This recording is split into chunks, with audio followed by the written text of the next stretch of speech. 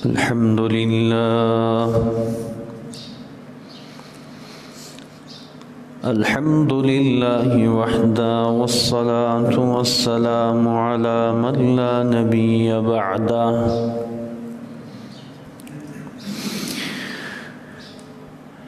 أما بعد فأعوذ بالله من الشيطان الرجيم بسم الله الرحمن الرحيم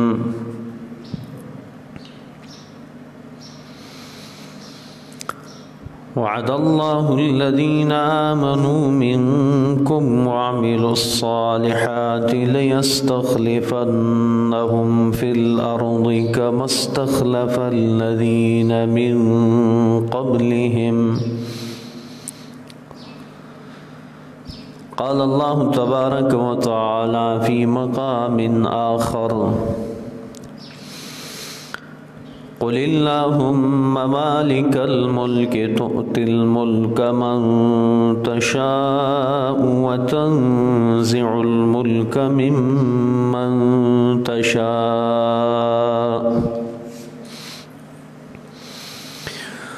صدق الله وصدق رسوله النبي الكريم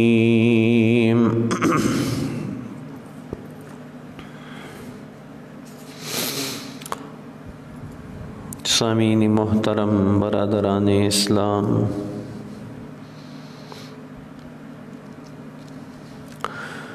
وعدے کے مطابق آج خلافت صدیقی رضی اللہ عنہ کے اہم واقعات کا سلسلہ شروع ہوگا۔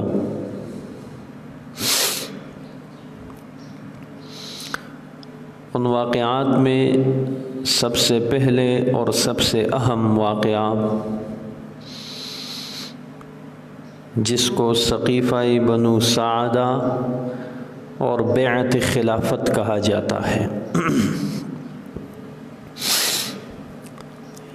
یہی آج کی گفتگو کا عنوان ہے۔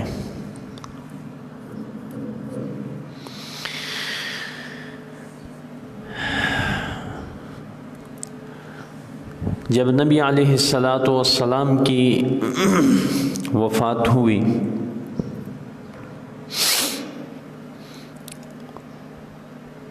تو ابوبکر صدیق رضی اللہ تعالی عنہ کے سامنے 3 چیلنجز تھے، 3 چیلنج۔ تینوں کے ساتھ نمٹنا تھا ابوبکر صدیق رضی اللہ تعالیٰ عنہ کے لیے۔ مشکل ترین وقت تھا صحابہ کرام کے اوپر۔ سب سے پہلا چیلنج ابوبکر صدیق رضی اللہ تعالیٰ عنہ کے لیے تو اپنے آپ پہ قابو پانا تھا، کیونکہ اس صدمے کی وجہ سے تمام صحابہ کرام کی حالت غیر ہو گئی تھی، کیونکہ ایک ناقابل برداشت صدمہ تھا، نبی علیہ السلام کی رحلت کا صدمہ۔ چونکہ ابوبکر صدیق رضی اللہ تعالیٰ عنہ رقیق القلب تھے، نرم دل تھے، لیکن اس کے ساتھ ساتھ صبر و استقامت کے پہاڑ تھے۔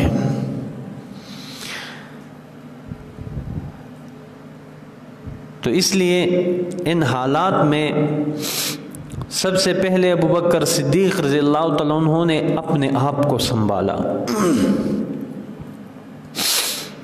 صحابہ کرام کے عشق اور محبت میں شک نہیں کیا جا سکتا، کسی کے بھی۔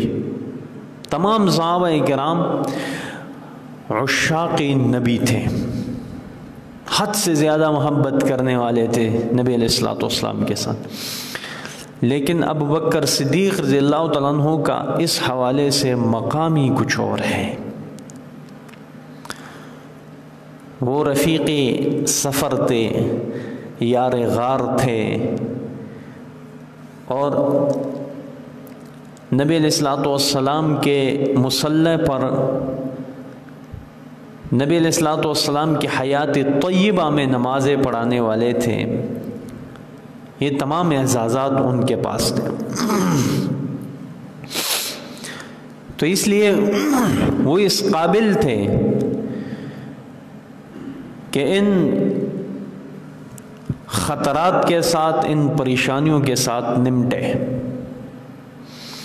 تو سب سے پہلے ابوبکر صدیق رضی اللہ تعالیٰ عنہ استقامت کے پہاڑ بنے. اس حوالے سے جب اپنے آپ پر پورا ان کا کنٹرول ہوا اور صبر کا دامن ہمیشہ کی طرح ہاتھ سے چھوٹنے نہ دیا، اس کے بعد انہوں نے اگلا قدم بڑھایا. اب صحابہ کرام کو حوصلہ دینا ہے. اس کیفیت میں خود پریشانی اتنی غالب ہے، غم اتنا غالب ہے کہ خود کو تسلی دینا مشکل ہو رہا ہے. ابوبکر صدیق رضی اللہ تعالیٰ عنہ صحابہ کرام کو بھی تسلی دے رہے ہیں.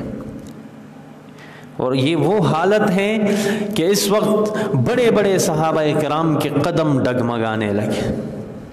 حضرت عمر رضی اللہ تعالیٰ عنہ کا واقعہ مشہور ہے نا. اس موقع پر اٹھ کھڑے ہوئے، تلوار نیام سے نکالی اور کہنے لگے کہ آج اگر کسی نے کہا کہ نبی علیہ الصلوۃ والسلام فوت ہو گئے تو میں اس کی گردن اڑا دوں گا. یہ حالت تھی صحابہ کرام کی. وہ تو اللہ کے پاس گئے ہیں، واپس آ جائیں گے. ایسے حالات میں صحابہ کرام کو حوصلہ دینا بہت مشکل کام تھا. بڑے بڑے صحابہ کرام پریشان تھے. تو حضرت ابوبکر صدیق رضی اللہ عنہ نے صحابہ کرام کو حوصلہ دیا. یہ بات پہلے بھی بیان ہوئی. ایک بلیغ خطبہ ارشاد فرمایا جس سے تمام صحابہ کرام تسلی میں آ گئے. حوصلہ مل گیا صحابہ کو.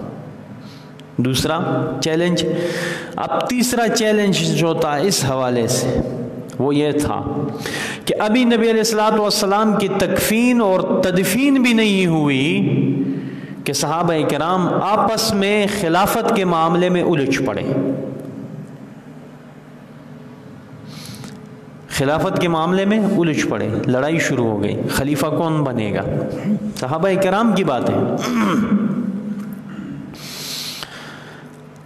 اب یہ سب سے بڑی پریشانی کی بات تھی. صحابہ کرام ابوبکر صدیق رضی اللہ تعالیٰ عنہ مصروف تھے تکفین اور تجہیز میں. نبی علیہ الصلوۃ والسلام کی تدفین اور تکفین میں مصروف تھے. تمام صحابہ کرام، اکثر صحابہ کرام جو مہاجرین تھے اس موقع پر وہاں پر موجود تھے. اکثر موجود تھے، بلکہ تمام موجود. سب صحابہ کرام اس کام میں مصروف تھے. اتنے میں پتہ چلا کہ سقیفہ بنو ساعدہ ایک جگہ ہے، تفصیلات میں بتلاتا ہوں.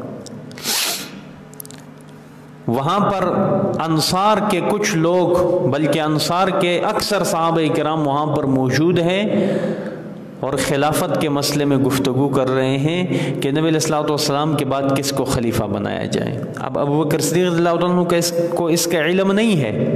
انصار صحابہ کرام سقیفہ بنی سعادہ میں موجود ہیں. اسی عنوان پر گفتگو ہو رہی ہے کہ خلیفہ کس کو بنایا جائے. اور جب ابوبکر صدیق رضی اللہ عنہ کو پتہ چلا تو سیدھا وہاں گئے. اب سب سے پہلے میں یہ بات تھوڑا واضح کر لوں کہ یہ انصار جو ہے نا، یہ دو قبیلوں کے نام ہیں. ایک کو اوس کہا جاتا ہے اور ایک کو خزرج کہا جاتا ہے. یہ دو قبیلے تھے مشہور مدینہ میں. اسلام میں داخل ہونے کے بعد نبی علیہ الصلوۃ والسلام نے ان کو انصار کا لقب دیا کیونکہ مدد کرنے والے تھے نا، بڑے لوگ تھے. قربانیاں ان کی زیادہ ہیں. مہاجرین کی قربانیاں بھی کسی سے کم نہیں ہیں. ہر ایک کی قربانی قابل ذکر ہے. صحابہ کرام کی ہر صحابی کی قربانی قابل ذکر ہے۔ اب اس موقع پر مسلمانوں کی موجودہ حالات میں 3 جماعتیں تھیں، ایک اوس اور حزرج، ایک اوس اور ایک حزرج، جن دونوں کو انصار کہتے ہیں، اور تیسرا طبقہ مہاجرین کا، مکی یا قریشی جو بھی کہہ لے۔ اوس، حزرج اور مہاجرین، یہ 3 طبقے بن گئے۔ اب اوس حزرج تو آپس میں پرانے دشمن تھے، حریف تھے، مقابل تھے، پرانی دشمنیاں تھیں ان کی آپس میں، لیکن اسلام میں داخل ہونے کے بعد ان کی دشمنیاں ختم ہوئی۔ نبی علیہ الصلوۃ والسلام نے ان کو اخوت اور بھائی چارگی میں پابند کر دیا، بھائی بھائی بن گئے اور ایک دوسرے پر مر مٹنے والے بن گئے، پھر پرانی دشمنیاں بالکل ختم ہو گئی۔ اسی خزرج کے قبیلے کا سردار ہے جس کا نام ہے سعد بن عبادہ رضی اللہ عنہ۔ ان کے مکان کے ساتھ ملا ہوا ایک حجرہ تھا جس پر سائبان لگا ہوا تھا، کھلا حجرہ، کھلی جگہ تھی، اسی کو سقیفہ بنو سعادہ کہتے ہیں، اسی جگہ کو۔ یہ خزرج قبیلہ کے جو سردار ہیں ان کے گھر کے ساتھ متصل یہ جگہ تھی۔ اسی سقیفہ کے اندر لوگ موجود تھے، انصار، جو آپس میں گفتگو کر رہے تھے، اور اس موقع پر صرف خزرج اور اوس، قبیلہ اوس اور قبیلہ خزرج، یہ دونوں طبقے، دونوں قبیلے موجود تھے، اور مہاجرین میں سے کچھ صحابہ کرام اس موقع پر موجود تھے۔ آپس میں گفتگو ہو رہی تھی کہ کس کو بنایا جائے امیر اور خلیفہ۔ اب ظاہری بات ہے، سعد بن عبادہ کا مکان تھا، اس کی سرداری تھی، اس کی امیری تھی وہاں پہ، تو اکثر صحابہ کرام، اکثر انصار کی رائے یہ تھی کہ سعد بن عبادہ کو امیر مقرر کیا جائے، خلیفہ مقرر کیا جائے۔ اب اس معاملے کا ابو بکر صدیق رضی اللہ تعالیٰ عنہ کو پتہ نہیں ہے، وہ تو مصروف ہے کس کام میں؟ نبی علیہ الصلوۃ والسلام کی تکفین اور تجہیز میں مصروف ہے، کفن دفن میں مصروف ہے۔ اکثر صحابہ کرام جو مہاجرین تھے اس میں مصروف تھے، لیکن یہاں ایک مجمع تھا مسلمانوں کا جس میں انصار تھے اور کچھ مہاجرین شامل تھے، اور چونکہ خزرج جو قبیلہ ہے وہ اوس کے بنسبت مالی لحاظ سے، قوت اور طاقت کے لحاظ سے تھوڑا بہتر تھا، اس لیے تمام صحابہ کرام کا اشارہ تھا اس طرف کہ سعد بن عبادہ کو امیر مقرر کیا جائے۔ اب اسی پر گفتگو ہو رہی تھی، تو ایک صحابی اٹھا درمیان میں، کہنے لگا کہ اگر مہاجر بھائی اس خلافت کو تسلیم نہ کرے تو پھر کیا ہوگا؟ دوسرے نے کہا ہم زبردستی کے تسلیم کروائیں گے، کیوں نہیں تسلیم کرے گا کوئی؟ یہ تو ہماری مشاورت ہو رہی ہے، ہم تو اجتماعیت کے ساتھ ایک فیصلہ کر رہے ہیں، کیوں نہیں تسلیم کرے گا؟ اب اس مجلس میں کچھ صحابہ کرام مہاجر بھی موجود تھے، انہوں نے جب یہ بات سنی تو ان کو ناگوار لگی، فوراً اٹھ کھڑے ہوئے، انہوں نے بھی کچھ باتیں کی کہ ہماری بھی قربانیاں ہیں، مہاجرین کی ظاہر ہے بڑی قربانیاں ہیں، اور کچھ انصار میں سے آگے آئے، باتیں شروع ہو گئی، بحث و تکرار شروع ہوئی، یہاں تک کہ تو میں شروع ہو گئی، اب قریب تھا کہ ہاتھا پائی ہو جاتی۔ مجلس میں تو باتیں ہو جاتی ہیں نا، اور اس موقع سے تو شیطان نے خوب فائدہ اٹھایا تھا، کیونکہ یہ تو ایسا موقع تھا شیطان کے لیے کہ اس سے اچھا موقع ان کے لیے، اس شیطان کے لیے نہیں ملتا تھا کہ نبی علیہ الصلوۃ والسلام کی وفات کے بعد اب خلیفہ، بڑے بڑے صحابہ کرام اس حوالے سے بے خبر ہیں، مدینہ میں مسجد نبوی کے اندر موجود ہیں، اور یہاں یہ معاملہ ہو رہا ہے، اور پھر آپس میں صحابہ کرام الجھ پڑے، جھگڑے شروع ہو گیا۔ اسی نازک صورتحال کے اندر ایک صحابی موجود تھے جس کو مغیرہ ابن شعبہ کہتے ہیں، فوراً کھڑے ہوئے اور یہ تمام روداد آ کر مسجد نبوی کے اندر ابو بکر صدیق رضی اللہ عنہ کو سنائی کہ سقیفہ بنو سعدہ کے اندر لوگ اس طرح جمع ہیں اور خلافت پر گفتگو ہو رہی ہے اور آپس میں بحث و تکرار ہو رہی ہے، قریب ہے جھگڑا شروع ہو جائے۔ یہ بات جب ابوبکر صدیق رضی اللہ عنہ کو پہنچی تو ابوبکر صدیق رضی اللہ عنہ چونکہ موقع شناس تھے، صاحب فراست تھے، عقل و دانش کی انتہا تھی ان پر، تو انہوں نے کیا کیا، حضرت علی المرتضیٰ رضی اللہ عنہ اور کچھ صحابہ کرام کو اس کام پر مصروف کیا اور یہ تکفین اور تجہیز کا کام ان کے سپرد کر دیا۔ اور یہ میں پہلے بتا چکا ہوں کہ تکفین اور تجہیز میں وقت لگا تھا نبی علیہ الصلوۃ والسلام، اور اس وقت لگنے کی وجہ میں پہلے بیان کر چکا ہوں، کئی وجوہات تھی۔ تو ابوبکر صدیق رضی اللہ عنہ نے یہ کام کچھ صحابہ کرام اور حضرت علی رضی اللہ عنہ کے سپرد کیا، اور خود چلے گئے کہاں؟ سقیفہ بنو سعدہ کی طرف، اور ساتھ حضرت عمر اور اسی طرح ابو عبیدہ رضی اللہ عنہما، یہ دو صحابہ کرام بھی تھے ساتھ، چلے گئے سیدھا بنو سقیفہ کی۔ وہاں گئے تو صورتحال دیکھا، حیران ہو گئے کہ ابھی تو نبی علیہ الصلوۃ والسلام کی تکفین اور تجہیز بھی نہیں ہوئی، صحابہ کرام کی آپس کی یہ حالت ہو گئی، پریشانی کا عالم ہے۔ تو اس لیے حضرت عمر رضی اللہ عنہ آگے بڑھے اور کچھ کہنا چاہا، لیکن حضرت ابوبکر صدیق رضی اللہ عنہ نے اس کو ہاتھ سے پکڑا اور بٹھا دیا کہ آپ آرام سے بیٹھ جائیے۔ اور اس کی وجہ یہ تھی کہ اس سے تھوڑا پہلے حضرت عمر رضی اللہ عنہ کی جو کیفیت تھی نبی علیہ الصلوۃ والسلام کے وفات کے وقت، وہ ان کے سامنے تھی ابوبکر صدیق رضی اللہ عنہ کے۔ ہو سکتا تھا کچھ مسئلہ بن جائے، جذبات میں کچھ کہہ جائے جس کی وجہ سے جھگڑا پیدا ہو جائے، تو اس لیے ابوبکر صدیق رضی اللہ عنہ نے ان کو بٹھایا اور خود آگے بڑھے اور ایک بہترین خطبہ ارشاد فرمایا۔ اور خطبہ میں حمد و ثنا کے بعد سب سے پہلی بات جو کہی وہ کیا تھی؟ فرمایا کہ مہاجرین امراء ہوں گے، انصار وزراء ہوں گے۔ مہاجرین امراء ہوں گے، انصار وزراء ہوں گے، یہ فیصلہ ہے۔ اس پر کچھ صحابہ کرام کے تحفظات تھے، جن میں ایک نام ہے حضرت حباب کا، اٹھ کھڑے ہوئے، انہوں نے کہا کہ مجھے ایسا معلوم ہوتا ہے کہ ہمیں تقسیم کرنا چاہیے، حالات کی نزاکت کو دیکھ کر ہمیں تقسیم کرنا چاہیے کہ ایک امیر انصار میں سے مقرر کیا جائے اور ایک امیر مہاجرین میں سے مقرر کیا جائے، تو یہ نزاع خود بخود ختم ہو جائے۔ حضرت حباب نے اس مجلس میں عرض کی، اس پر حضرت عمر رضی اللہ عنہ آگے بڑھے اور مناسب جواب دے کر ان کو خاموش کیا اور فرمایا کہ انصار کو وصیت نہیں ہے نبی علیہ الصلوۃ والسلام کی، مہاجرین کو وصیت ہے۔ تو اس لیے اس سے پتہ چلتا ہے کہ یہ خلافت مہاجرین کا حق ہے، انصار کا حق نہیں ہے۔ یہ باتیں ہو رہی تھیں کہ اتنے میں ایک صحابی ہے جس کو بشیر ابن نعمان کہتے ہیں، انہوں نے محسوس کیا اب ابوبکر صدیق رضی اللہ عنہ اس مجلس میں موجود تھے، پہلے تو نہیں تھے نا، موجود تھے، آ گئے یہاں پہ، پھر بھی صورتحال ایسی ہے، جھگڑا ختم نہیں ہو رہا۔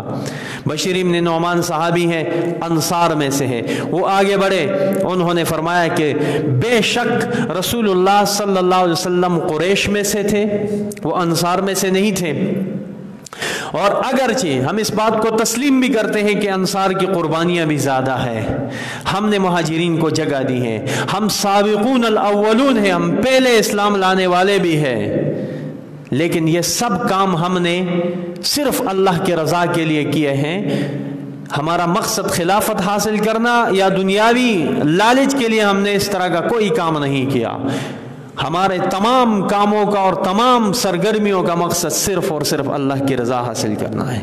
تو اس لیے ہم خلافت کے معاملے میں کسی قسم کی بات نہیں کریں گے، مہاجرین بھائیوں کی مرضی ہے، جس کو خلیفہ بنائے جیسے بنائے، ہم کوئی اعتراض نہیں کریں گے۔ یہ بات کہی کس نے؟ بشیر ابن نعمان صحابی رسول نے رضی اللہ عنہ۔ اتنے میں جو صحابی پہلے گرم تھے، جس کا ذکر میں نے کیا، حضرت حباب رضی اللہ عنہ، وہ آگے آئے اور ایک تانا بھی دیا ان کو، بزدلی کا تانا بھی دیا. اللہ اکبر، بڑے لوگ تھے، ہو جاتی ہیں ایسی باتیں. بزدلی کا تانا بھی دیا، لیکن انہوں نے کوئی پرواہ نہیں کی. اور کیا کہا کہ آپ نے سنا نہیں ہے کہ رسول اللہ صلی اللہ علیہ وسلم نے فرمایا تھا الائمۃ من قریش، کہ ائمہ، خلفاء اور امراء جو ہے وہ قریش میں سے ہوں گے؟ آپ نے یہ حدیث نہیں سنی نبی علیہ الصلوۃ والسلام کی؟ بشیر ابن نعمان نے کہا. یہ بات سنتے ہی حضرت حباب کے سارے جذبات اس حوالے سے ختم ہو گئے، اس کی ساری گرمی ختم ہو گئی، کیونکہ نبی علیہ الصلوۃ والسلام کی حدیث جب سامنے آتی تھی تو کوئی صحابی بولنے کی جرت بھی نہیں کرتا تھا پھر. تو اس لیے اس موقع پر یہ حدیث سنتے ہی تمام صحابہ کرام جو انصار اس موقع پر موجود تھے، سب کی رائے تبدیل ہو گئی، سب کی ذہنیت تبدیل ہو گئی، اور اس بات پر آمادہ ہو گئے کہ یہ حضرات جس کو امیر بنائیں گے ہم بلا تأمل اس کی امارت کو قبول کریں گے انشاءاللہ. کیفیت بدل گئی. ابو بکر صدیق رضی اللہ تعالیٰ عنہ بڑے آدمی ہیں، وہ مہاجرین میں سب سے افضل ہے، بلکہ صحابہ کرام میں سب سے افضل ہیں.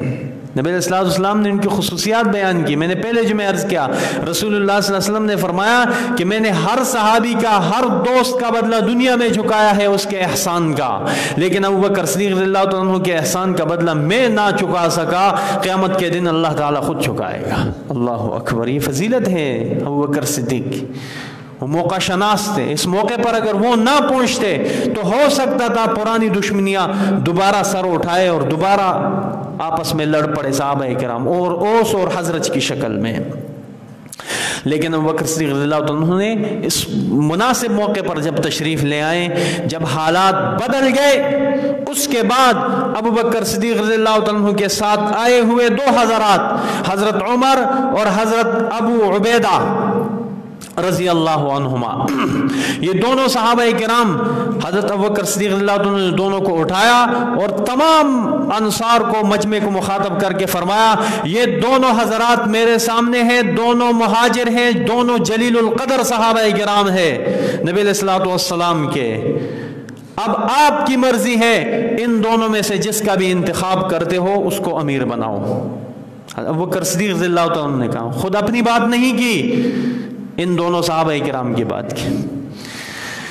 یہ بات سنتے ہی حضرت عمر رضی اللہ عنہ سب سے پہلے حرکت میں آئے، اٹھ کھڑے ہوئے اور عرض کی یہ کیسے ہو سکتا ہے؟ آپ سے بڑھ کر افضل صحابی کوئی ہو سکتا ہے؟ آپ کی قربانیوں سے زیادہ کسی کی قربانی ہو سکتی ہے؟ آپ یار غار ہے، آپ رفیق سفر ہیں، آپ کے بڑی خوبیاں ہیں، بڑے کمالات ہیں، اور آپ نے نبی علیہ الصلوۃ والسلام کی حیات طیبہ کے اندر مصلی نبوی پر نمازیں پڑھائی ہے، یہ شرف صرف آپ کو حاصل ہے، لہٰذا خلافت کا حق صرف ابوبکر صدیق کا ہے. اور اسی موقع پر سب سے پہلے اٹھے اور ابوبکر صدیق رضی اللہ عنہ کے ہاتھ پر سب سے پہلے بیعت کی حضرت عمر رضی اللہ تعالیٰ عنہ نے. یہ دیکھتے ہی دوسرا صحابی جو آیا تھا ابو عبیدہ، وہ بھی اٹھ کھڑے ہوئے، انہوں نے بھی بیعت کی. یہ نظارہ دیکھتے ہی مجمع میں موجود تمام صحابہ کرام اٹھے، ایک ایک کرتے آئے، تمام نے حضرت ابوبکر صدیق رضی اللہ عنہ کی خلافت پر بیعت کی، اور اسی وقت حضرت ابوبکر صدیق رضی اللہ عنہ کی خلافت کا اعلان ہوا اسی بنی ثقیفہ بنو سعادہ کے اندر. اب ابوبکر صدیق رضی اللہ عنہ کے کاندھوں پر ذمہ داری آئی، بہت بڑی ذمہ داری آئی، اور وہ اس قابل تھے، وہ خلیفۃ الرسول تھے نا. نبی علیہ الصلوۃ والسلام نے ان کی خصوصیات بیان کی تھی، تو اس لیے صحابہ کرام بھی سمجھ رہے تھے کہ ان سے بڑا کوئی آدمی نہیں ہو سکتا. اور یہ امت میں سب سے بڑا اجماع ہے، اجماع امت ایک دلیل ہے، اور امت کی سب سے بڑا اجماع جو ہے وہ کیا ہے؟ ابوبکر صدیق رضی اللہ عنہ کی خلافت. اب ابوبکر صدیق رضی اللہ عنہ کی کاندھوں پر ذمہ داری آئی. جب وہاں سے واپس تشریف لے آئے مدینہ منورہ اور مسجد نبوی کے اندر، صحابہ کرام تو مصروف تھے تکفین اور تجہیز میں، اس پر وقت لگا تھا، پہلے بتا چکا ہوں۔ حضرت علی رضی اللہ تعالیٰ عنہ کو پتہ چلا، 3 صحابہ کرام اس موقع پر ایسے تھے، حضرت علی، حضرت طلحہ، حضرت زبیر رضی اللہ عنہم۔ 3 صحابہ کرام ایسے تھے جنہوں نے ابو بکر صدیق رضی اللہ تعالیٰ عنہ کی خلافت پر 40 دن تک بیعت نہیں کی۔ کیوں نہیں کی؟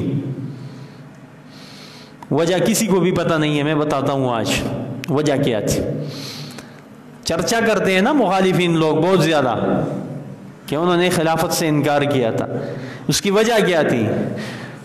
اس کی وجہ یہ تھی کہ ایک موقع پر خود حضرت علی رضی اللہ تعالیٰ عنہ ابو بکر صدیق رضی اللہ تعالیٰ عنہ کے پاس تشریف لے گئے اور عرض کی کہ میں آپ کی خلافت پر پوری طرح مطمئن ہوں، میں آپ کی خلافت کو تسلیم کرتا ہوں، انکار کبھی نہیں کرتا، لیکن دکھ اس بات کا ہے، شکایت صرف یہ ہے کہ اتنا بڑا معاملہ ہو رہا تھا قبیلہ ثقیفہ بنو سعدہ کے اندر، آپ کی خلافت پر بیعت ہو رہی تھی، تو آپ نے مجھے بلوایا کیوں نہیں؟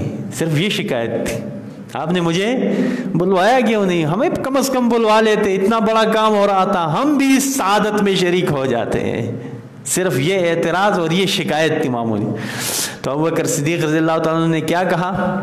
فرمایا کہ میں بنو ثقیفہ میں بیعت لینے کی غرض سے نہیں گیا تھا، میں تو صحابہ کرام کی نزاع ختم کرنے کے لیے گیا تھا، اور میں نے کبھی بھی ان کو اپنی خلافت کی بات نہیں کی، میں نے نزاع ختم کی، اور پھر خلافت کے لیے میں نے ان کے سامنے 2 نام رکھ دیے، حضرت عمر اور حضرت ابو عبیدہ رضی اللہ عنہما کا۔ اور پھر جب ان کے سامنے یہ بات آئی تو ان دونوں حضرات نے سب سے پہلے مجھے میرے ہاتھ پر بیعت کی اور مجھے اس کام پر مجبور کر دیا۔ پھر تمام صحابہ کرام آئے۔ جب یہ بات حضرت علی رضی اللہ عنہ نے سنی تو اس کے بعد اپنی شکایت دور کر دی اور خوشی کے ساتھ، اور پھر حضرت علی رضی اللہ عنہ کو نبی علیہ الصلوۃ والسلام کی تکفین اور تجہیز کے لیے کیوں چھوڑا تھا؟ وجہ یہ تھی کہ وہ حقدار تھے، نبی علیہ الصلوۃ والسلام نے وصیت کی تھی ان کے معاملے میں، ان کے بارے میں وصیت کی تھی کہ حضرت علی رضی اللہ عنہ تکفین اور تجہیز کرائے گا، تو اس لیے ابو بکر صدیق رضی اللہ عنہ کے سامنے یہ تمام باتیں تھیں۔ انہوں نے اس مقصد کی وجہ سے حضرت علی رضی اللہ عنہ کو وہاں رکوا دیا مدینہ، یعنی مسجد نبوی کے اندر، کہ آپ یہ کام کریں، یہ بھی آپ کی ذمہ داری ہے اور سب سے اہم کام ہے آپ کے لیے، اور باقی ہم نمٹ لیں گے۔ چنانچہ اس طریقے سے کیا ہوا؟ ابو بکر صدیق رضی اللہ عنہ کی خلافت پر تمام صحابہ کرام کی بیعت ہوئی۔ جب واپس آئے مدینہ منورہ کے اندر اور مسجد نبوی میں، اس دن بلکہ اگلے روز ممبر پر کھڑے ہوئے اور خطبہ ارشاد فرمایا ابو بکر صدیق رضی اللہ عنہ نے، کچھ وصیتیں بھی کی، اور پھر اس کے بعد صحابہ کرام آتے گئے، جس کو بھی پتہ چلتا گیا فوراً حاضر ہوتا گیا بیعت کے لیے، یہاں تک کہ علماء لکھتے ہیں کہ تقریباً 33,000 صحابہ کرام نے اس دن ابو بکر صدیق رضی اللہ عنہ کی خلافت پر بیعت کی تھی۔ 33,000 صحابہ کرام، یہ سب سے بڑا اجماع ہے مسلمانوں میں، جو اجماع ایک دلیل ہے نا، تو اس سے بڑا اجماع کبھی نہیں ہوا خلافت ابو بکر صدیق رضی اللہ تعالیٰ عنہ پر۔ اس کے بعد انہوں نے اپنی ذمہ داری سنبھالی، اپنا عہدہ سنبھالا، اور پھر مہاجرین اور انصار کو اکٹھا جمع کیا اور ان کے فضائل بیان کیے اور اپنی جو ہے ذمہ داریاں بیان کی اور پھر کچھ نصیحتیں کی۔ اس کے بعد کاروان چلتا گیا، ابو بکر صدیق رضی اللہ عنہ کی خلافت شروع ہوئی، اور اس کے بعد، اس واقعے کے بعد سب سے پہلا قدم جب ابو بکر صدیق رضی اللہ عنہ نے اٹھایا وہ کیا تھا؟ لشکر اسامہ کی روانگی، لشکر اسامہ کی روانگی، یہ سب سے پہلا کارنامہ تھا ابو بکر صدیق رضی اللہ عنہ۔ اور اس کا واقعہ کیا ہے تھوڑا اشارہ دیتا ہوں آپ کو۔ نبی علیہ الصلوۃ والسلام جب مرض الوفات میں مبتلا ہوئے، مرض الوفات میں مبتلا تھے، ان دنوں میں ایک فتنہ، بلکہ کچھ دن پہلے ایک فتنہ ارتداد نمودار ہوا، نجد سے، یمن سے، ان ممالک سے فتنہ ارتداد اور جھوٹے مدعیان نبوت کا فتنہ بھی اٹھ کھڑا ہوا. اب نبی علیہ الصلوۃ والسلام موجود ہے، یہ فتنہ شروع ہو گیا. چنانچہ حضرت اسامہ کی سربراہی میں نبی علیہ الصلوۃ والسلام نے ایک لشکر تیار کی اس فتنے کے قلع خما کرنے کے لیے، اس فتنہ کا خاتمہ کرنے کے لیے. اور اس لشکر کی روانگی ہو رہی تھی، لیکن نبی علیہ الصلوۃ والسلام کی تکلیف میں اضافہ ہو گیا اور تکلیف روز بروز بڑھتی گئی، تو اس لیے وہ لشکر فی الحال رکا ہوا تھا. جب نبی علیہ السلام کی وفات ہوئی اور ابوبکر صدیق رضی اللہ عنہ خلیفہ مقرر ہوئے، تو سب سے پہلا کام نبی علیہ السلام کا جو ادھورا رہ چکا تھا، ابوبکر صدیق رضی اللہ عنہ نے اسی لشکر کی روانگی کا انتظام کیا اور اس لشکر کو روانہ فرمایا. لشکر اسامہ یہ ایک عنوان ہے، یہ انشاءاللہ اس کی تفصیلات اگلے جمعے بیان ہوں گے. اللہ تعالی شانہ عمل کی توفیق عطا فرمائے. آخر دعوانا الحمدللہ رب العالمین.